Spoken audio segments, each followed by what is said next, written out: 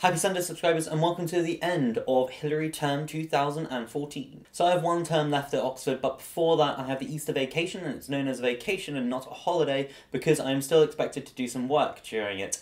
And I definitely am. This is very much the final sprint before finals, and as a result I'm going to be going into a small hiatus for a couple of weeks while I consolidate all of my work so that I can make sure I'm as prepped as possible for the 8 exams that I'm going to have to sit. However, what I thought I could do is I can still make time to make some Q&A videos in which you guys post some questions in the comments and I respond to them. So in that spirit I'm going to be answering some of the questions that I featured in the comments that I never got around to replying to. So to begin the Q&A we have Spiraling Dome, who says, retaining information is always a pain. I completely agree with you. Yes, it is a pain. If I come up with any tips, I will share them with you. I think it's just brute force though, and repetition. Next we have Annie, who has 14 exams for GCSEs, and she's kind of scared and she has no idea really where to start. My advice would be just sit down and start. Eventually you'll get a better idea of what is expected of you and the more and more efficient way of approaching revision. Plus, ask your teachers, they'll be able to give you tips. As long as you begin though, that is the most important thing. That's what I did when I had absolutely no idea where to begin. I just got started, and then eventually I began to learn from the different topics that I started doing, and then I began to apply a more efficient method of revising for the other topics that I was doing. So it worked out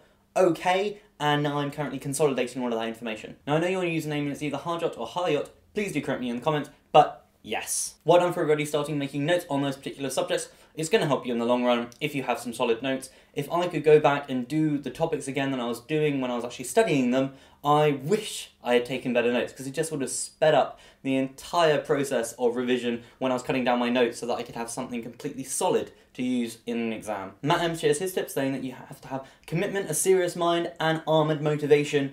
Completely agree with you. I'm going to be going home next week for about 5 days so that I can recuperate and come back completely fresh, so all of my armour and motivation and commitment to my degree is all there. I do suggest if anyone else has been doing a really intense period of study or have just had a kind of tough part of their life at the moment, take 5 days off away from everything so that you can just refocus, reconsolidate the things that you want to do and re-strategize so that you're being as efficient as possible. Hello lol, oh my god. I would say that PP doesn't really include citizenship as an explicit topic that you can study, but it definitely comes up in multiple different ways as you're progressing through the course. The Magic Mango Tree earlier asked when they should start revising. Again, as I suggested earlier, start revising as soon as possible, because in the long run you're really going to appreciate it, and all knowledge is good knowledge, so if you start revising now, then you're starting to get smarter already, and that's not necessarily a bad thing. In fact, I think that that is never a bad thing. I love learning stuff and I love knowing stuff.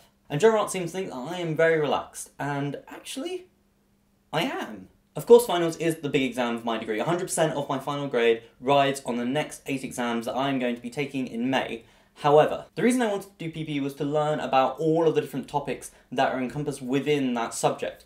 And that is exactly what I'm doing at the moment. I'm learning so much about loads of different areas that I'm really passionate about. Ultimately, if that isn't reflected in the exam, I'm going to be bummed out, of course I am. It's not going to be the best feeling in the world, but you can't take the knowledge away from me that I've accumulated over the last 3 years. And what I'm finding more and more is that in the real world, outside of my degree, when I am applying myself to other problems, such as in the business world or in friendship groups, or say the politics of trying to get a job, I'm finding that my degree is relevant. So that is why I'm relaxed. The value that I wanted to get out of my degree, I've definitely got. If I can get a good grade at the end of it as well, that will be a bonus, and yes, it means a lot to me, but it's not the be-all and end-all, if you see where I'm coming from. I think the fact that we're getting so stressed about exams is because of the fact that so much rides on our exams, and we begin to not appreciate the fact that what we're learning is actually incredibly interesting and incredibly relevant to the world. So think of the science that you're studying, for instance. Think of the countless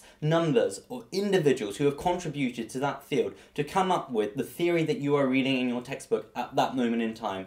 Hundreds upon hundreds of centuries has gone into that piece of work, with countless numbers of experiments all contributing to this one little sentence, this theory that is coming up, and you've just got to remember it for an exam.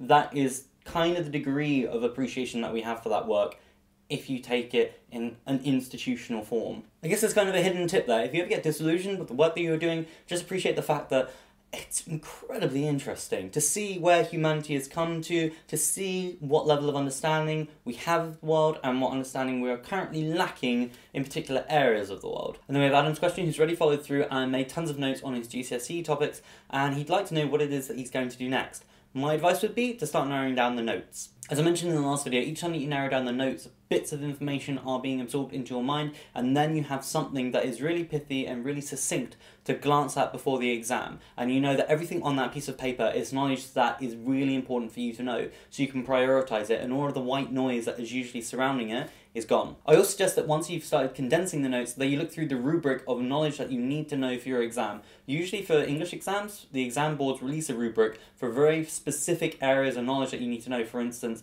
in chemistry A-level, they were like, yes, you must identify what a free radical is and what a free radical does, so you can start making sure that in your notes those things have been ticked off. And if they're not, you can just quickly add them in by glancing through a textbook and then adding in that extra sentence of knowledge, and also you'll begin to start being able to do practice papers. I highly recommend that you start doing it as soon as possible, even if you don't think that you have the knowledge that you require to get the best grade possible, because every single mistake that you make in that exam paper you can make into a lesson. So every single time that you didn't specifically say the word that they wanted in the marking criteria, you can go back and make sure that every single time you say that sentence in the future, that you are saying those specific words. This is incredibly important in the sciences and also in maths when you're laying out formulas. For English and history, it all comes down pretty much to exam technique and how you execute the evidence that you are using and construct it in a coherent way with a very clear argument. Again, the only way to get better at that is to practice, so again, past papers are incredibly important. If you'd like a stepping stone to getting to past papers, I can advise that you do a plan of the essay that you're going to do open books. That means you can use your notes to create the plan,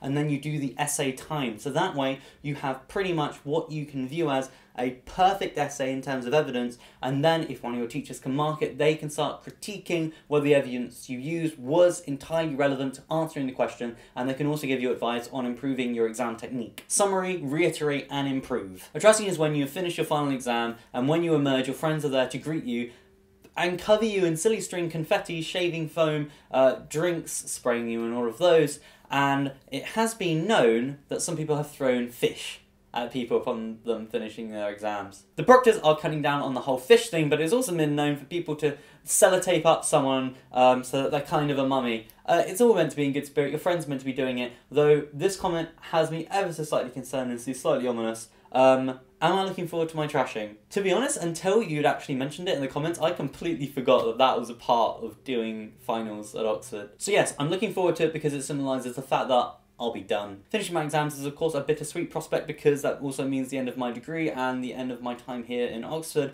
but I'm not going to indulge in those emotions just yet because I've got to stay focused on the task at hand. And before I go, I want to show you guys this, the official Oxtweet postcard. We've now got 1,000 of them printed. It is a physical, real, tangible thing. Thank you so much to everyone who entered the competition, and thank you again to Susanna for this amazing design. We've got all of the details for the Oxtweet project on the back. If you guys don't know what it is, it's our Twitter project in which loads of students from Oxford tweet about their lives, studying and living in this city of dreaming spires. You can ask them questions, you can see what they get up to in their daily lives. We have just broken up for Hilary term, so I am going to cram a lot now, go home for a little bit, recuperate, and if you have any questions, again, ask them down in the comments because then I can make really snappy videos for you guys. I probably won't see you next Sunday, subscribers, and hopefully you can understand why that is. I need to start focusing a little bit more on my studies, just to my own peace of mind. So I will say goodbye. Please do continue to post comments in the comment section of this video. If you have any questions, tweet me, inbox me, I don't mind, and I will hopefully be able to reply to those as soon as possible. So have a wonderful Easter if you are celebrating. If not, then just enjoy relaxing for a bit. See ya.